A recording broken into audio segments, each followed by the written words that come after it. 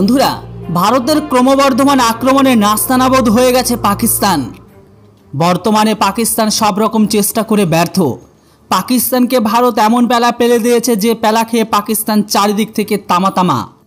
এমতো অবস্থায় ভারতের পাল্টায় সম্পূর্ণ ব্যাকফুটে দেখতে পাচ্ছি পাকিস্তানকে। তাই তো এবার তড়িঘড়ি নিউক্লিয়ার অস্ত্র তদারক কমিটির বৈঠক ডাকলেন পাক প্রধানমন্ত্রী শাহবাজ শরীফ। হ্যাঁ বন্ধুরা, আপনাদের বলেছিলাম পাকিস্তানের সর্বশেষ অস্ত্র থাকবে নিউক্লিয়ার। তবে দেখার বাকি এই মুহূর্তে ভারত নিউক্লিয়ার রিটালিয়েশন হিসাবে নো ফার্স্ট ইউজ পলিসিকে তুলে দেয় কিনা।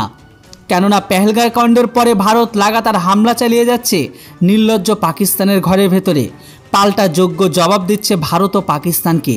এই ভারত পাকিস্তান যুদ্ধের আবহে এবার জরুরি বৈঠক ডাকলেন পাকিস্তানের প্রধানমন্ত্রী শাহবাজ শরীফ। বর্তমান সময়ে পাকিস্তানের কমান্ড অথরিটি বৈঠক ডাকলেন পাক প্রধানমন্ত্রী। এই মুহূর্তে রয়টার্স সূত্রে খবর যেটা বেরিয়ে আসছে সেটা হলো এমনই যে এই কমিটি হলো অসামরিক ও সামরিক কর্মকর্তাদের একটি শীর্ষ সংস্থা, যেটি সেই দেশের নিউক্লিয়ার অস্ত্রাগার সম্পর্কিত নিরাপত্তা সংস্থার সিদ্ধান্ত গ্রহণ করে।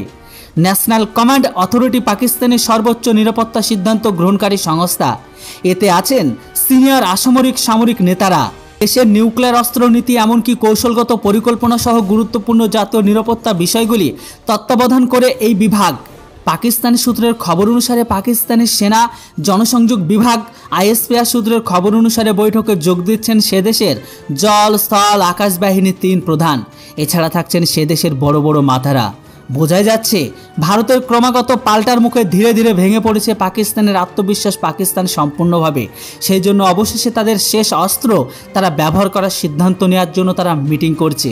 তর্জন গর্জন সার পাকিস্তান এবার তাই বৈঠকে বসতে চলেছে তারা। সংবাদ সংস্থা এনআই সূত্রের খবর অনুসারে পাকিস্তান বারবার আকাশসীমা লঙ্ঘন করেছে, ড্রোন পাঠাচ্ছে, এমনকি ব্যালিস্টিক মিসাইল দিয়েও আক্রমণ করেছে। সব কিছু ধরাশায়ী, সাধারণ মানুষের ওপর আঘাত এনেছে। আর তারই জবাব দিয়েছে ভারত তীব্রভাবে। সকালে একাধিক জঙ্গি লঞ্চ প্যাড ধ্বংস করেছে ভারত। তাদের 4টি এয়ারবেসকে সম্পূর্ণ উড়িয়ে দিয়েছে। এর আগে বন্দরকে পর্যন্ত উড়িয়েছে। জম্মুর কাছে একের পর এক জঙ্গি লঞ্চ প্যাড ধ্বংস করেছে ভারতীয় সেনা। জলন্ধর থেকে অমৃতসর, ফিরোজপুর থেকে গুজরাট উদ্ধার করা হচ্ছে পাক ড্রোনের বিভিন্ন অংশ। পাক ড্রোন ধ্বংস করে দিয়েছে ভারতীয় সেনা। পাক ড্রোন মেরে নামিয়েছে ভারত। স্বাভাবিকভাবে ভারতের সঙ্গে এটে উঠতে না পারি চাপে পড়ে গেছে পাকিস্তান। বৈশ্বিক মঞ্চে পাকিস্তান পাচ্ছে না সাপোর্ট। আমেরিকার হাত পা ধরে আমেরিকাও তাদের ধমক মেরে থামিয়ে দিয়েছে, এটা তোমাদের ব্যাপার। আমেরিকাও পাশে পাচ্ছে না। এমতো অবস্থায় চীন দূর থেকে হাত খাড়া করে নিয়েছে। পাকিস্তানের অবৈধ পুত্র পূর্ব পাকিস্তান, তারা দূর থেকে শুধুমাত্র বলছে আব্বু সাথে আছে, কিন্তু পাশে আর কেউ পাচ্ছে না। যেটা হোক, পাকিস্তানের শেষ ভরসা নিউক্লিয়ার অস্ত্র। দেখার বাকি পাকিস্তান কোন সিদ্ধান্ত নেয়। তবে আমার মনে হচ্ছে ভারতের নো ফার্স্ট ইউজ যে নিউক্লিয়ার পলিসি রয়েছে সেটা খুব তাড়াতাড়ি উঠতে চলেছে।